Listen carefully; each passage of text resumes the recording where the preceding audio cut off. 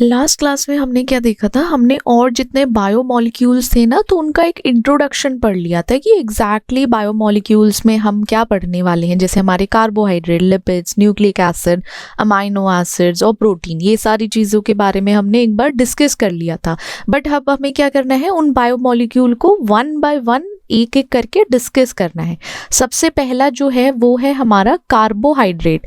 अब जो आपका कार्बोहाइड्रेट होता है, हमें पता है ये क्या है, बहुत ही वाइटल ऑर्गेनिक कंपाउंड है। ठीक है, क्या है ये हमारा वाइटल ऑर्गेनिक मॉलिक्यूल बोल लो आप इसको, या आपका कंपाउंड बोल लो, जो आपको बोलना है वो बोल सकते हो। ठीक है, आपका वाइटल ऑर्गेनिक मॉलिक्यूल है जो किससे मिलकर बना है, ये मिलकर बना होता है। ये एक स्ट्रक्चर है, एग्जाम्पल है कि जो कार्बोहाइड्रेट होता है वो किस तरीके से उसका केमिकल स्ट्रक्चर देखने को मिलता है। तो इसमें क्या दिख रहा है आपको, कार्बन है, हाइड्रोजन है, देन आपका ऑक्सीजन है। तो क्या होता है, ये कार्बोहाइड्रेट हमारा कंपोज्ड होता है कार्बन, हाइड्रोजन, ऑक्सीजन एटम से। और इनका रेशियो क्या जाता है, इनका रेशियो होता है 1:2:1 के रेशियो में ये आपस में रहते हैं। देन मॉलिक्यूल, इनका काम बहुत असेंशियल है न्यूट्रिएंट्स के लिए, प्राइमरी एनर्जी सोर्स के लिए। लिविंग ऑर्गेनिज्म को जो प्राइमरी सोर्स चाहिए वो यहीं से मिलता है। अब कार्बोहाइड्रेट हमारे क्या होते हैं, देखो सिंपल भी होते हैं और हमारे कॉम्प्लेक्स भी होते हैं। जिसमें सिंपल में आपको ये देखने को, तो हमें क्या नहीं खाना है, सिंपल कार्बोहाइड्रेट्स नहीं खाने, कॉम्प्लेक्स कार्बोहाइड्रेट का इंटेक करना है, जिसकी वजह से हम हेल्थी रह सकते हैं। ओके, देन आगे हम मूव करते हैं अपने। तो ये क्या था, हमारा कार्बोहाइड्रेट था। कार्बोहाइड्रेट हमने पढ़ लिया। क्लासिफिकेशन देखते हैं, हमारा जो कार्बोहाइड्रेट है वो क्लासिफाई होता है 3 चीजों में। वो कैसे क्लासिफाई हुआ है, मोनोसेक्राइड, डाइसेक्राइड एंड पॉलीसेक्राइड। ठीक है, तो ये क्या है हमारे क्लासिफिकेशन है। अगर कोई पूछे तो एटलीस्ट आप आंसर कर सको उस चीज के लिए। कार्बोहाइड्रेट को कैटेगराइज किया गया है उसकी कॉम्प्लेक्सिटी के बेसिस पर। जैसे आपका हमारा मोनोसेक्राइड होता है, सिंपल शुगर जिसको बोलते हैं, या आप सिंगल शुगर यूनिट जिसको बोलोगे, सिंपलेस्ट फॉर्म होता है हमारे कार्बोहाइड्रेट का। उसमें ग्लूकोज, फ्रुक्टोज, गैलेक्टोज आता है। इसका फंक्शन ये होता है, अगर कभी भी आपको इमीडिएट एनर्जी चाहिए तो आप क्या लोगे, सिंपल शुगर्स का इंटेक कर सकते हो, सिंपल शुगर ले सकते हो। और बिल्डिंग ब्लॉक्स होता है ये आपके फॉर मोर कॉम्प्लेक्स कार्बोहाइड्रेट के लिए। तो ये हमारा मोनोसेक्राइड है। डाइसेक्राइड जिसमें 2 मोनोसेक्राइड्स आ जाते हैं, लाइक एक तरीके से लिंकेज होता है 2 मोनोसेक्राइड का एक ग्लाइकोसिडिक बॉन्ड के थ्रू। तो आप डाइसेक्राइड का कैसे करोगे कि हमारा एक ग्लाइकोसिडिक बॉन्ड है, वो एज सच 2 मोनोसेक्राइड को बाइंड करता है या लिंक करता है। फॉर एग्जाम्पल सुक्रोज है, सुक्रोज में हमारा ग्लूकोज और फ्रक्टोज आता है, लेक्टोज में हमारा ग्लूकोज गैलेक्टोज आता है, माल्टोज में ग्लूकोज एंड ग्लूकोज आता है। तो ये क्या हो गया, आपके मोनोसेक्राइड, 2 मोनोसेक्राइड मिलके ग्लाइकोसिडिक बॉन्ड बनाएंगे। बॉन्ड बनाने के बाद वो डाइसेक्राइड कहलाते हैं। अब ये भी एनर्जी सोर्स है और साथ ही साथ ये हमारा ट्रांसपोर्टेबल शुगर फॉर्म है। ठीक है, अब जैसे नेक्स्ट है हमारा थर्ड पॉलीसेक्राइड है। तो पॉलीसेक्राइड में हम कह सकते हैं कि लॉन्ग चेन है, किसकी, मोनोसेक्राइड की, और लिंक किससे रहेगा, ग्लाइकोसिडिक बॉन्ड से। अगर कल के दिन आपसे कोई पूछता है कार्बोहाइड्रेट में जो लिंकेज बॉन्ड रहता है वो कौन सा होता है, तो आप क्या बताओगे, ग्लाइकोसिडिक बॉन्ड बताओगे। एग्जाम्पल स्टार्च है, स्टार्च प्लांट में रहता है, उसका काम है एनर्जी का स्टोरेज रखना। सेलुलोज है, सेलुलोज प्लांट में स्ट्रक्चरल सपोर्ट देता है। ग्लाइकोजन है, वो एनर्जी स्टोरेज का काम करता है। तो ये सारे क्या काम करते हैं, एक तरीके से आपको या तो सपोर्ट देंगे या फिर एनर्जी स्टोरेज का काम करेंगे। ठीक है, एनर्जी स्टोर करके आपको एक स्ट्रेंथ या एनर्जी प्रोवाइड करते हैं। अब एक कंपैरिजन टेबल है कि जो हमारे क्लासिफिकेशन है कार्बोहाइड्रेट के, तो उस हिसाब से उनमें क्या डिफरेंस है, एक तरीके से क्या क्या अलग चीज़ें आपको देखने को मिलेगी। तो ये जो टेबल है ये बहुत इंपॉर्टेंट है। इंपॉर्टेंट के साथ साथ आप क्लासिफिकेशन देखो, then complexity, bond type, test, function, example, तो ये सारे आपके इसमें आ जाएंगे। अगर कार्बोहाइड्रेट को जल्दी याद रखना है तो यहाँ से आपको इसको लर्न करने में ईजी पड़ेगा। और अगर आपको नोट्स या कोई भी यूट्यूब एक्सप्लेनेशन वीडियोस चाहिए तो हमने एक फर्स्ट होप ऐप लॉन्च किया है, उसको आप जाइए गूगल प्ले स्टोर पर, वहाँ से जाके डाउनलोड कर सकते हो। तो आपको इजी इन हैंड सब कुछ मिल जाएगा, कहीं इधर उधर जाने की ज़रूरत है नहीं आपको। ठीक है, अब प्रॉपर्टीज़ क्या है कार्बोहाइड्रेट की, जैसे सॉल्युबिलिटी, टेस्ट के बेसिस पर। जो आपका मोनोसेक्राइड, डाइसेक्राइड होता है वो तो पानी में डिजोल्व हो जाते हैं, बट आपका पॉलीसेक्राइड जो होता है वो सॉल्युबल नहीं रहता। क्यों नहीं रहता, उसके सिर्फ मॉलिक्यूलर साइज के बेसिस पर, क्योंकि उसका जो मॉलिक्यूलर साइज है ना वो ज़्यादा बड़ा होता है, तो कंपैरेटिवली वो डिसॉल्व नहीं हो पाते, इतना सॉल्युबल नहीं रहते। टेस्ट में जो सिंपल शुगर रहते हैं वो ज़्यादा स्वीट रहते हैं, बट पॉलीसेक्राइड जो रहेगा वो टेस्टलेस रहता है। तो जो शुगर है तो वो तो सिंपल शुगर्स या मोनोसेक्राइड या डाइसेक्राइड से देखने को मिलता है, पॉलीसेक्राइड टेस्टलेस रहते हैं। करेक्ट। नेक्स्ट है हमारा रिड्यूसिंग प्रॉपर्टीज। ये ना जो हमारे कुछ कार्बोहाइड्रेट ऐसे रहते हैं जिनका काम है रिड्यूसिंग एजेंट की तरह यूज करना, क्योंकि ये डोनेट करते हैं इलेक्ट्रॉन किसी भी केमिकल रिएक्शन में। अगर आपका कोई भी केमिकल रिएक्शन है तो वहाँ क्या करते मिलेंगे, ये डोनेट करेंगे इलेक्ट्रॉन्स को। फंक्शन ऑफ कार्बोहाइड्रेट में क्या होता है, देखो फंक्शन हमें पता है, एनर्जी का सोर्स है, एनर्जी को स्टोर करना है, स्ट्रक्चरल कंपोनेंट में रहेगा, सेल सिग्नलिंग में काम आता है। जैसे ग्लूकोज है वो हमारा प्राइमरी एनर्जी मॉलिक्यूल रहता है, साथ ही साथ सेलुलर रेस्पिरेशन जब होता है तो उसका ब्रेकडाउन से एटीपी प्रोड्यूस होता है। ग्लाइकोजन एनिमल्स और स्टार्च प्लांट में, तो ये एनर्जी रिजर्व की तरह कि एक जगह इकट्ठा हो गया एनर्जी का स्टोरेज हुआ है, उसको बाद में यूज कर सकते हो।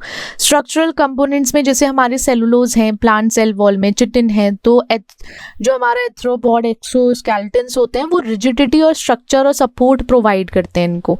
अब सेल सिग्नलिंग है, सेल सिग्नलिंग में जो हमारा कार्बोहाइड्रेट है वो प्रोटीन या लिपिड से अटैच होके किसी भी सेल रिकॉग्निशन, एडेशन या कम्युनिकेशन में पार्टिसिपेट करता है। ये सारे फंक्शंस थे। एग्जाम्पल हमें पता है, जैसे ग्लूकोज है जो हमारा मोनोसेक्राइड है, सुक्रोज है, सुक्रोज हमारा डाइसेक्राइड है, स्टार्च हमारा एक पॉलीसेक्राइड है। तो ये हमारे एग्जाम्पल्स क्या होने चाहिए, हमें याद होने चाहिए कार्बोहाइड्रेट में। अब केमिकल नेचर और बायोलॉजिकल रोल कैसा होता है, जैसे हमारे कार्बोहाइड्रेट का जो केमिकल नेचर है, तो जो कार्बोहाइड्रेट है वो सिंपल शुगर जैसे मोनोसेक्राइड से कॉम्प्लेक्स फॉर्म में जाता है। तो मतलब जैसे आपका मोनो है कोई भी लाइक सेक्राइड, वो कैसे जाएगा, वो चला जाएगा आपका पॉली में, सिंपल से कॉम्प्लेक्स में जाएगा। ये हमारा ऑर्गेनिक कंपाउंड है जिसको हम क्या करते हैं, कैरेक्टराइज करते हैं उसके specific like carbon, hydrogen, oxygen के कंपोजिशन के बेसिस पर कि कैसे उसका एक तरीके से बना हुआ है। स्ट्रक्चर होता है, स्ट्रक्चर आपको पता है सिंपल से कॉम्प्लेक्स का फॉर्मेशन है, तो उसमें उसका फंक्शन और एक रोल क्या है लिविंग ऑर्गेनिज्म में, तो वो डिटरमाइन होता है। तो ये हमारा केमिकल नेचर है। बायोलॉजिकल नेचर में एनर्जी सोर्स है जो एक तरीके से सर्व करता है प्राइमरी एनर्जी सोर्स। जैसे हमारा कार्बोहाइड्रेट है वो मेटाबोलाइज हो जाता है ग्लूकोज में, उसके बाद क्या करता है वो एटीपी जनरेट करता है। ये सारे जो फंक्शंस हैं वो फंक्शंस ही एक तरीके से बायोलॉजिकल रोल होता है। अब एनर्जी स्टोरेज है तो जो ऑर्गेनिज्म है वो एनर्जी स्टोर करता है एज ग्लाइकोजन, जैसे हमारा एनिमल में होगा, स्टार्च प्लांट में हो जाता है, तो वो एनर्जी रिजर्व करके रखता है फ्यूचर नीड के लिए, अगर फ्यूचर में ज़रूरत है देन यूज़ कर सकते हैं। स्ट्रक्चरल कंपोनेंट्स हैं तो कार्बोहाइड्रेट जैसे सेलुलोज है, चिटिन है, तो क्या प्रोवाइड करते हैं, स्ट्रक्चरल इंटीग्रिटी प्रोवाइड करता है किसी भी प्लांट को, किसी भी एनिमल्स को, ठीक है, कुछ एनिमल्स में भी। वही सेल सिग्नलिंग है, जो कार्बोहाइड्रेट है वो अटैच रहता है प्रोटीन और लिपिड से, तो सेल सरफेस पे एक तरीके से सेल रिकॉग्निशन में हेल्प आउट करेगा। तो ये क्या है, ये बायोलॉजिकल रोल प्ले करता है। कार्बोहाइड्रेट हो गया। नेक्स्ट है हमारा लिपिड्स। अब लिपिड जो है वो थोड़े से ब्रॉड और डाइवर्स ग्रुप होता है किसी भी हाइड्रोफोबिक कंपाउंड का। लिपिड आपको पता है, लिपिड जो होते हैं वो वाटर सॉल्युबल तो बिल्कुल नहीं होते, वो वाटर इनसॉल्युबल होते हैं, वाटर हेटर्स होते हैं। वो ऑर्गेनिक कंपाउंड में हमारा कार्बन, हाइड्रोजन, ऑक्सीजन ही से ही बने हैं, बट क्या है उनकी एक प्रॉपर्टी ऐसी है, या उनके एक आप बोल सकते हो ये ग्रुप ही ऐसा है जो हाइड्रोफोबिक रहता है, वाटर इनसॉल्युबल है हमारा। तो ये हमारा लिपिड हो गया। देन लिपिड के बारे में हम वन बाय वन पढ़ेंगे। जैसे आपका कुछ लिपिड्स होते हैं उसमें नाइट्रोजन, फॉस्फोरस भी रहता है, साथ ही साथ ये आपका एनर्जी स्टोरेज में हेल्प करते हैं, मेम्ब्रेन स्ट्रक्चर में, इंटीग्रिटी में, या आपका क्या करेंगे प्रोटेक्शन में किसी लिविंग ऑर्गेनिज्म को। तो ऑलमोस्ट इसका जो फंक्शन है, रोल है, वो सेम रहता है कार्बोहाइड्रेट से, बस थोड़ा सा एक चेंज हो जाता है। अब लिपिड को किसके स्ट्रक्चर और फंक्शन के बेसिस पर आप कैटेगराइज कर सकते हो। जैसे क्लासिफिकेशन हो रहा है हमारे लिपिड का, तो उसमें फैटी एसिड आ जाएगा, ट्राइग्लिसराइड्स आ जाता है, फॉस्फोलिपिड्स, स्टेरॉल, अदर लिपिड्स आते हैं। तो ये हमारे लिपिड्स का क्लासिफिकेशन है। अब फैटी एसिड में हाइड्रोकार्बन चेन रहती है किसके साथ, कार्बोक्सिल ग्रुप के साथ। हमारा सैचुरेटेड फैटी एसिड है जिसमें सिंगल बॉन्ड लगता है या सिंगल बॉन्ड ही यूज किया जाता है। अनसैचुरेटेड में हमारे एक एक या एक से ज़्यादा डबल बॉन्ड हो सकते हैं।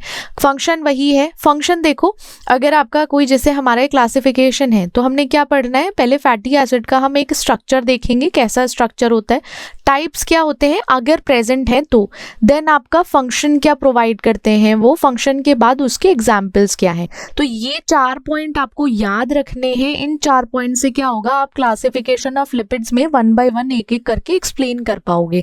ठीक है, आपका फैटी एसिड है जैसे पैल्मिटिक ओलिक एसिड है, ट्राइग्लिसराइड में ग्लिसरॉल मॉलिक्यूल जो हमारे 3 फैटी एसिड चेन से बाउंड रहते हैं। अब फंक्शन क्या है, तो जो प्राइमरी एनर्जी स्टोरेज है या इंसुलेशन के टाइम पे ट्राइग्लिसराइड का ये फंक्शन रहता है। फॉर एग्जांपल जैसे आपका एनिमल फैट्स, वेजिटेबल ऑयल्स आ जाते हैं। फॉस्फोलिपिड में ये फॉस्फोलिपिड का जो स्ट्रक्चर रहता है वो सिमिलर रहता है ट्राइग्लिसराइड का। जैसे एक फैटी एसिड है वो रिप्लेस कर दिया जाता है किसी फॉस्फेट ग्रुप से, तो वो की कंपोनेंट है हमारा। जैसे हमारा यहाँ फैटी एसिड था ना, उस फैटी एसिड में क्या करेंगे हम उसको फॉस्फेट ग्रुप से रिप्लेस कर देते हैं। अब जैसे की कंपोनेंट है हमारे सेल मेम्ब्रेन्स का या सिग्नलिंग मॉलिक्यूल का फॉस्फोलिपिड। अब फॉस्फोटो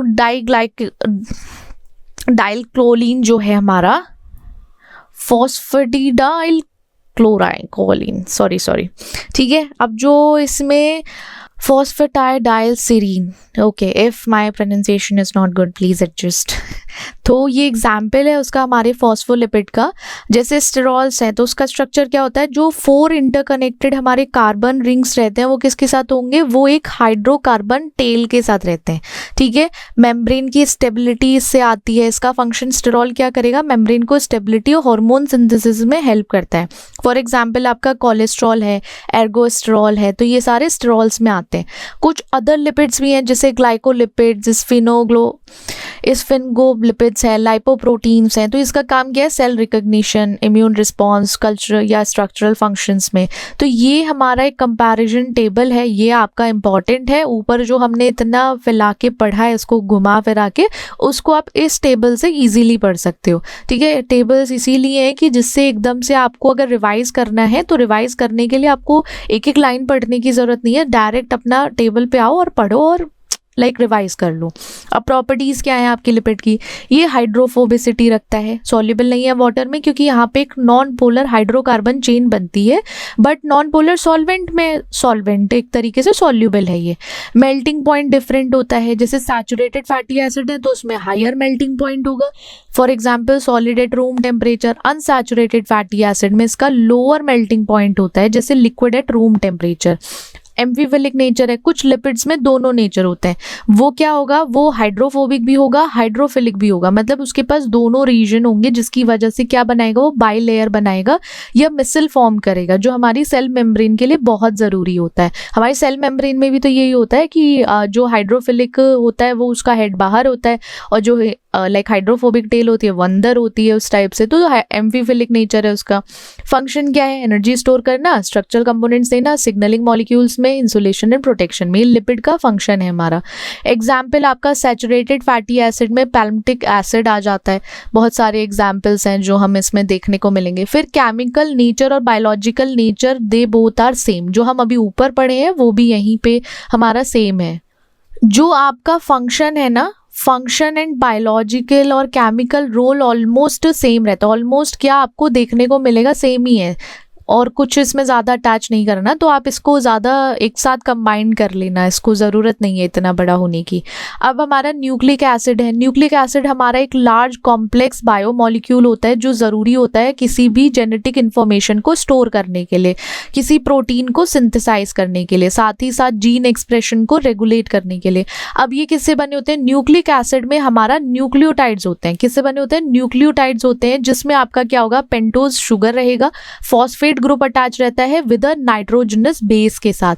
तो आपका क्या होगा, pentose sugar, phosphate group, nitrogenous base. तो हमारा ये कोई नहीं भूलेगा न्यूक्लिक एसिड किससे बना होता है। Nucleic acid are composed with nucleotides which consist of pentose sugar, a phosphate group and a nitrogenous base.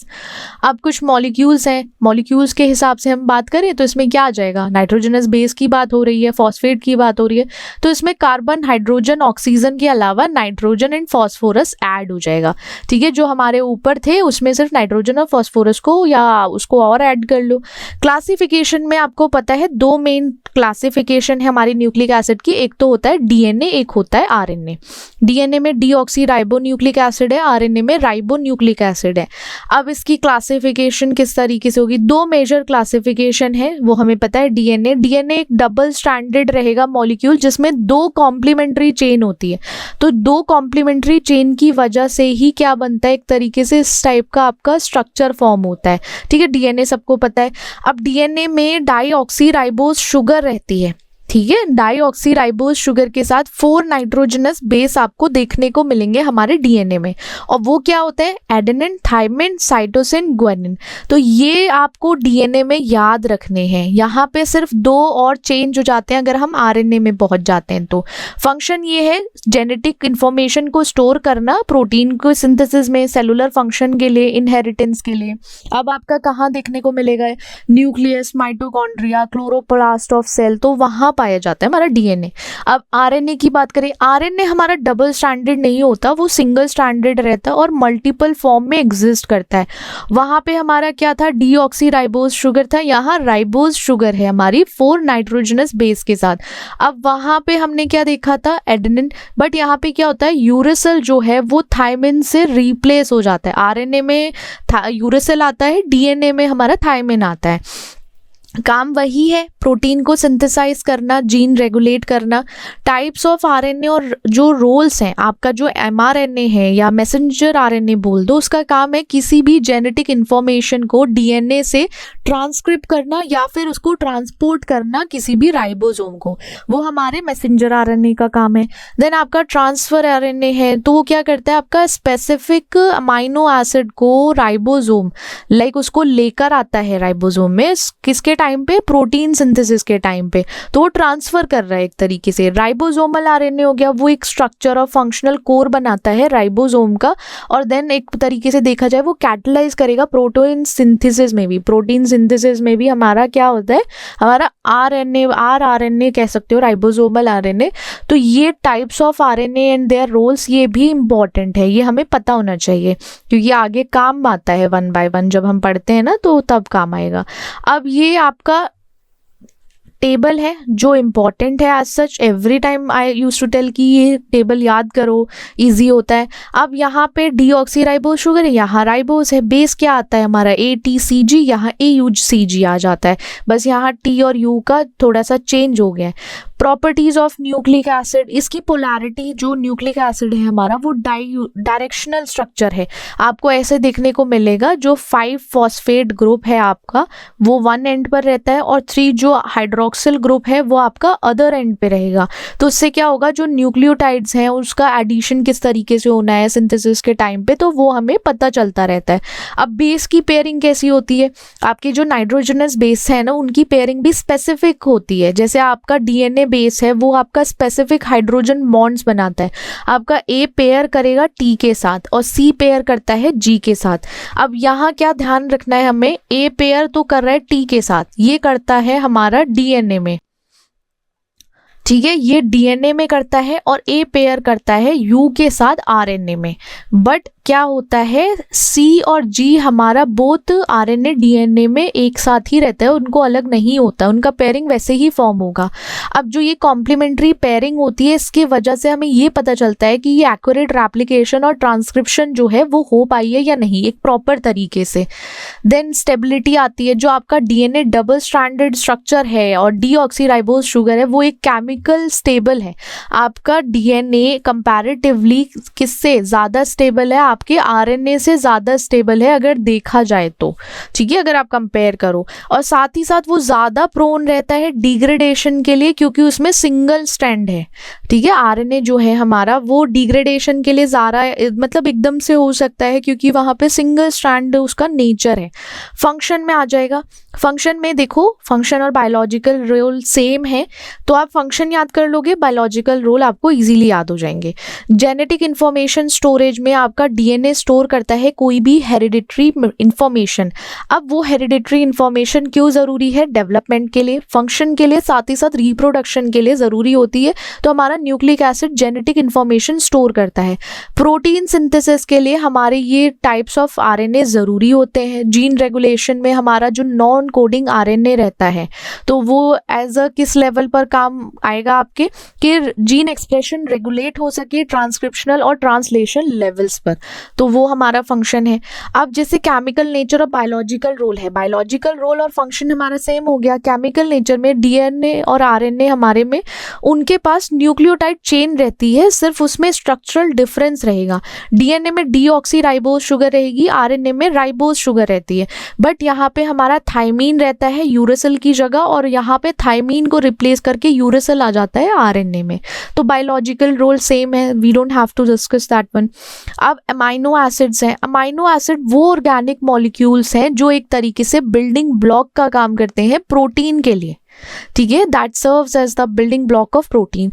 अब बायोलॉजिकल प्रोसेस में बहुत एसेंशियल्स हैं हमारे अमाइनो एसिड। अब प्रिकर्सर्स जो होते हैं बायोमॉलिक्यूल्स के, एनर्जी जो प्रोवाइड करते हैं कुछ सर्टेन कंडीशंस पर, तो वो हमारे अमाइनो एसिड रहेंगे। अब जो हर अमाइनो एसिड होता है ना, अमाइनो एसिड में हमारा अमाइनो ग्रुप रहेगा, कार्बोक्सिल ग्रुप रहता है, हाइड्रोजन एटम रहेगा, साथ ही साथ एक साइड चेन होती है, या आप वो बोलो वेरिएबल साइड चेन है, जिसकी वजह से आप उसकी प्रॉपर्टीज और फंक्शन का पता कर सकते हो। अब क्लासिफिकेशन है, अमाइनो एसिड कितने टाइप्स में क्लासीफाई होता है, 4 मेन ग्रुप्स में क्लासीफाई होता है। जैसे नॉन पोलर अमाइनो एसिड है, या उसको आप हाइड्रोफोबिक अमाइनो एसिड भी बोल दो, पोलर हाइड्रोफिलिक अमाइनो एसिड है, या एसिडिक है, बेसिक है। तो ये 4 टाइप के हमारे अमाइनो एसिड हो जाते हैं। इनकी जो केमिकल प्रॉपर्टीज है वो साइड चेन जो आर ग्रुप होता है उसके बेसिस पर डिटरमाइन करते हैं। अब आपका जो नॉन पोलर है तो साइड चेन क्या होगा, उसमें कार्बन हाइड्रोजन रहेगा, और साथ ही साथ वो हाइड्रोफोबिक है तो वाटर रेपेलेंट रहेगा, पुअरली सॉल्युबल रहेगा। मतलब we don't have to use our इतना पढ़ने की जरूरत नहीं है, हमें अपना ब्रेन यूज करना है। हर बार हमें ये रट्टा मारने की जरूरत नहीं है। Every time we don't have to cram और memorise, we just have to use our brain, we have to do smart work. कि हाइड्रोफोबिक है मतलब वाटर रेपेलेंट है, कार्बन हाइड्रोजन इसमें साइड चेन है, सॉल्युबल नहीं होगा वाटर में, और किसी भी हाइड्रोफोबिक इंट्रैक्शन में प्रोटीन फोल्डिंग में पार्टिसिपेट करता है। एग्जाम्पल याद रखने पड़ेंगे, एग्जाम्पल इंपॉर्टेंट है अमाइनो एसिड में। अब बायोकेमिस्ट्री में तो यार यही होता है, आपको एग्जाम्पल्स याद करने पड़ते हैं। आगे आपको एग्जाम्पल्स के साथ साथ ये जैसे ग्लाइसिन है तो उसका स्ट्रक्चर कैसे पार्ट कर रहा है वो सारी चीज़ें पता होनी चाहिए। तो ये अमाइनो एसिड में glycine, alanine, valine, leucine, isoleucine, methionine, proline, phenyl alanine, tryptophan, तो ये सारे नॉन पोलर के एग्जाम्पल्स हैं। पोलर हाइड्रोफिलिक अमाइनो एसिड है, उसकी प्रॉपर्टीज क्या होती है, इसमें जो साइड चेन है, साइड चेन में आपका फंक्शनल ग्रुप आ जाता है। फंक्शनल ग्रुप क्या करता है, वो हाइड्रोजन बॉन्ड फॉर्म करता है वाटर के साथ। तो बॉन्ड फॉर्म हो गया, हाइड्रोफिलिक कह रहा है तो मतलब ये सॉल्युबल है वाटर में और किसी भी हाइड्रोफिलिक इंट्रैक्शन में या प्रोटीन स्ट्रक्चर में टेक पार्ट कर सकता है।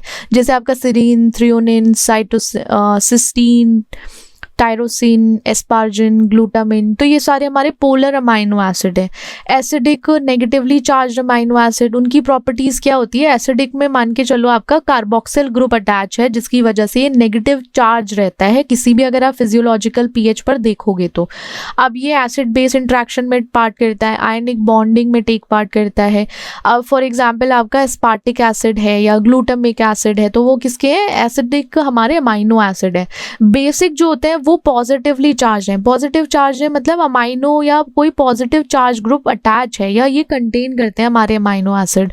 तो इसमें जो पॉजिटिवली चार्ज है वो फिजियोलॉजिकल पीएच के हिसाब से अब पार्टिसिपेट करेंगे ये एसिड बेस इंट्रैक्शन में और आयनिक बॉन्डिंग है। For example lysine, arginine, histidine, ये क्या है हमारे बेसिक या अमाइनो एसिड बोल सकते हो आप इनको। अब देन कंपैरिजन करते हैं, अगर ये जो टेबल है आपका, टेबल के हिसाब से अगर कंपेयर करोगे तो ये इंपॉर्टेंट है, वही चीज़ें जो हमने ऊपर पढ़ी है वही टेबल में मेंशन है, आपको इजीली रिमेंबर करने के लिए इजी पड़ जाता है, आसान रहेगा टेबल के हिसाब से। अब प्रॉपर्टीज़ क्या है अमाइनो एसिड की, तो उसमें कायरलिटी या ज्विटर आयनिक नेचर आ जाता है।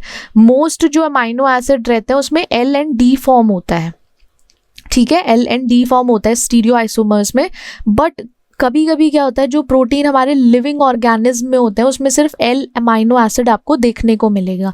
ज्विटर आयनिक नेचर में ये होता है कि जो फिजियोलॉजिकल पीएच है हमारा जो अमाइनो एसिड है वो एग्जिस्ट करता है ज्विटर आयंस में, और ज्विटर आयंस में एग्जिस्ट करेगा तो उसमें देखो पॉजिटिवली चार्ज अमाइनो ग्रुप भी रहेगा, साथ ही साथ नेगेटिवली चार्ज कार्बोक्सिल ग्रुप भी रहेगा, तो दोनों आ जाता है।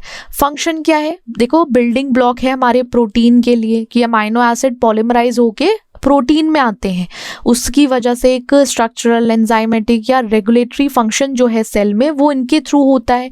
अब कोई भी अदर मॉलिक्यूल्स हैं उनकी प्रिकर्सर का काम करते हैं अमाइनो एसिड, जैसे हमारा न्यूरोट्रांसमीटर है तो ट्रिप्टोफेन है, वो सेरोटोनिन के लिए रिस्पॉन्सिबल है।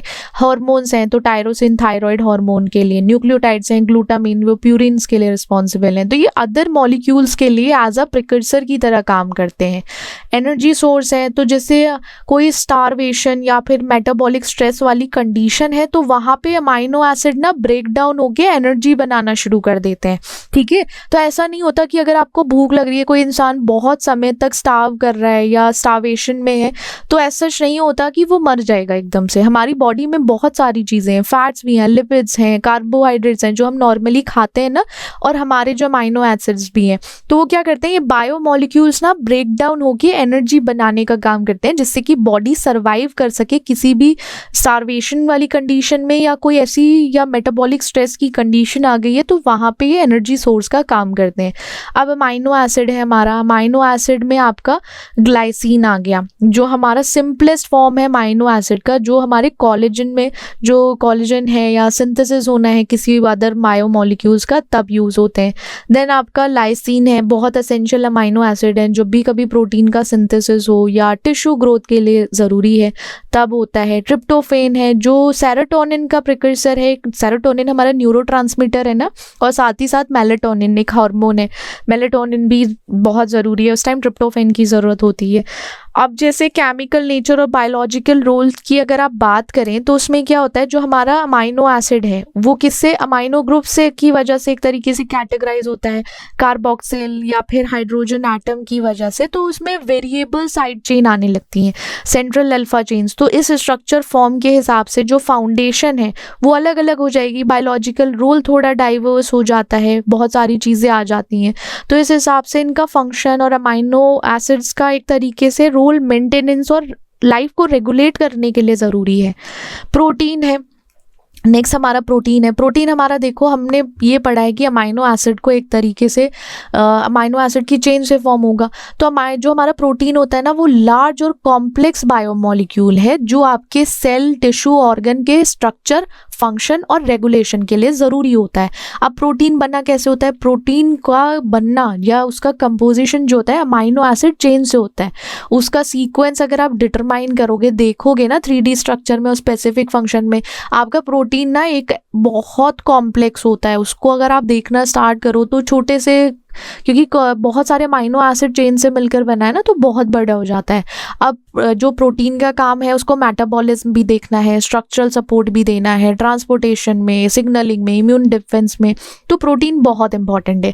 अगर आप अपनी डाइट में प्रोटीन इंक्लूड करते हो ना नॉर्मली, तो आप एक बहुत बड़ा चेंज देख सकते हो अपनी लाइफस्टाइल में, या अपने सेडेंट्री लाइफस्टाइल को अगर थोड़ा सा मॉडिफाई कर दो और वहाँ पे आप क्या इंक्लूड कर दो, प्रोटीन को इंक्लूड कर दो, कार्ब्स को कम करके प्रोटीन यूज़ करोगे या उसको इंक्लूड करोगे, तो एक चेंज देखने को मिलेगा। आपके फेस पे ग्लो भी आएगा, उसको देखना कभी करके अगर किसी का मन है करने का तो। अब जैसे प्रोटीन है उसको आप क्लासीफाई कर सकते हो स्ट्रक्चर और फंक्शन के बेसिस पर। स्ट्रक्चरल बेसिस पर फिब्रिस प्रोटीन होता है आपका, ग्लोब्यूलर प्रोटीन है। फाइब्रिस प्रोटीन में कोलेजन, कैराटिन, इलास्टिन, ग्लोब्यूलर में एंजाइम्स, हीमोग्लोबिन, एंटीबॉडीज आती हैं। फंक्शनल में हमारे जैसे एंजाइम्स हैं तो वो क्या आएगा, कैटलाइज करेगा किसी भी बायोकेमिकल रिएक्शन को। स्ट्रक्चरल में एक्टिन, ट्यूबुलिन है तो हमारा कोएगुलेशन में टेक पार्ट करता है। ट्रांसपोर्ट प्रोटीन में हमारा हीमोग्लोबिन है। सिग्नलिंग में हार्मोन्स, रिसेप्टर। डिफेंसिव प्रोटीन में हमारे एंटीबॉडीज, ये कॉम्प्लीमेंट एंटीबॉडीज आ जाती हैं। तो इनका काम क्या है, ये क्लासिफिकेशन इस तरीके से हुआ है कि जिससे कि सपोर्ट कर सकें। अब फिब्रिस प्रोटीन है, स्ट्रक्चरल सपोर्ट, स्ट्रेंथ, इलास्टिसिटी के लिए होता है। अभी देखो प्रोटीन क्यों खाना चाहिए, आपके हेयर नेल्स किससे अच्छे हो जाएंगे, कैराटिन से। ब्लड वेसल्स में ज़्यादा जो चेंज आएगा वो आपका आएगा इलास्टिन से। कोलाजन आपका कनेक्टिव टिश्यूज, आपके फेस के लिए भी बहुत अच्छा होता है। अब ग्लोबुलर प्रोटीन है तो अगर उसमें आपका सॉल्युबल प्रोटीन है तो कैटालिसिस, ट्रांसपोर्ट और रेगुलेशन में करेगा। फॉर एग्जांपल आपका एमाइलेज एंजाइम है, हीमोग्लोबिन है और एंटीबॉडीज हैं। तो ये डिफरेंट हमारे जो प्रोटीन्स हैं, ग्लोबुलर प्रोटीन्स हैं, तो उस हिसाब से उनका फंक्शन भी अलग अलग है, तो हमें उस हिसाब से प्रोटीन लेना भी चाहिए। अब जैसे हमारा फंक्शनल क्लासिफिकेशन है, ये तो स्ट्रक्चर के बेसिस बेसिस पर है कि हमारा प्रोटीन का स्ट्रक्चर किस तरीके से है। अब फंक्शनल में एंजाइम है, एंजाइम किस लिए काम करता है, structural protein, transport, signalling, defensive protein, तो ये सारे इनके फंक्शन के बेसिस पर हमने उनको अलग किया है। अब जैसे प्रॉपर्टीज़ क्या है प्रोटीन की, जैसे कन्फर्मेशन में 3D स्ट्रक्चर होता है, बहुत ज़रूरी है फंक्शन के लिए। आपको प्रोटीन अगर देखने को मिलेगा, अगर आप देखोगे उसको 3D स्ट्रक्चर में देखना, तो वहाँ पे स्टेबलाइज रहता है वो हाइड्रोजन बॉन्ड की वजह से, आयनिक बॉन्ड की वजह से, या कोई ऐसा हाइड्रोफोबिक इंट्रैक्शन है उसकी वजह से वो आपको एक तरीके से स्टेबल फॉर्म में देखने को मिलेगा। स्पेसिफिसिटी की बात करें तो जैसे हमारा प्रोटीन है वो इंट्रैक्ट करेगा प्रिसाइसली किसी भी स्पेसिफिक मॉलिक्यूल से।